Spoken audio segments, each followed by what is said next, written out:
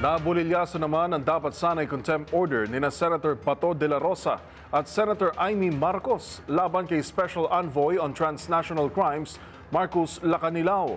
Kaugnay ito ng pag-aresto kay dating Pangulong Rodrigo Duterte. Ito'y matapos hindi pirmahan ni Senate President Cheese Escudero ang naturang mosyon na nag-ugat sa di umano'y paulit-ulit na pagsisinungaling ni Lacanilao sa naturang komite. Narito ang ulat ni Dustin Bayog. Hindi na natuloy ang pagdetain sa Senado ni Special Envoy on Transnational Crimes Marcos Lacanilao sa kabila ng inihaing citing contempt laban sa kanya ni Senador Bato de la Rosa sa isinagawang pagdinig kahapon tungkol sa pagkakaresto kay dating Pangulong Rodrigo Duterte at pagdala nito sa dahig. Ito ay matapos hindi pirmahan ni Senate President Francis Cheese Escudero ang motion ni de la Rosa kahit ay naproba nito ni Senador Amy Marcos na siyang chairperson ng Committee on Foreign Relations.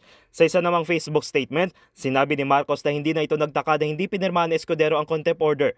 Tulad na lamang ng hindi pagpirma nito sa mga sabina na may kaugnayan din sa pagkakaresto sa dating Pangulo.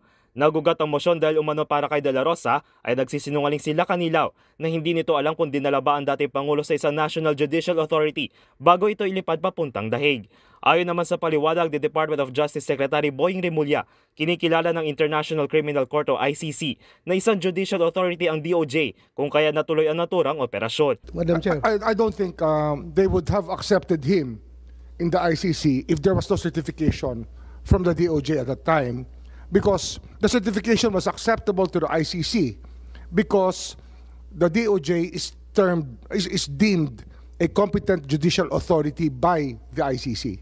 We're not claiming to be, since but when under the did system, the DOJ become a judicial authority? under the system of the ICC. Justice Ascuna, As Justice Ascuna said, Sa kabila naman nito ay natuloy pa rin ang contempt order kagabi sa kabila ng request for reconsideration ni Remulla.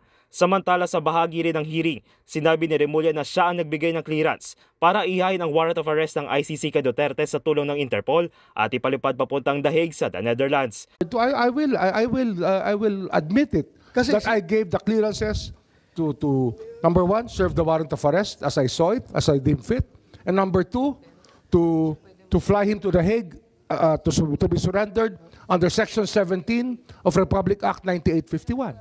Ito ay matapos ang tila naging tensyon sa pagitan ni Remulla at ang dalawang senador nang gamitin ni PNP Chief Romel Francisco Marbil ang executive privilege nang tanungin kung sino ang nag-utos sa kanila upang ipaaresto si Duterte. That's why we didn't want to attend the last hearing, because this is what we were expecting, ma'am. We didn't want to be bullied into a position. No, we're not bullying you, sir. We're I not think bullying you, that sir. We're not bullying you, sir. you're trying to make people admit something that they will not admit. And executive privilege is a valid excuse not to answer any question. Matatandaan noong March 11 ay naaresto ang dating Pangulo sa kasong crime against humanity dahil sa war on drugs ito at kasalukuyan na ngayong nasa ICC Detention Center kung saan gaganapin ang unang hearing sa September 23 ngayong taon. Para sa MBC TV Network News, ito si Dustin Bayog ng DZRH TV. Una sa Pilipinas, una sa Pilipino.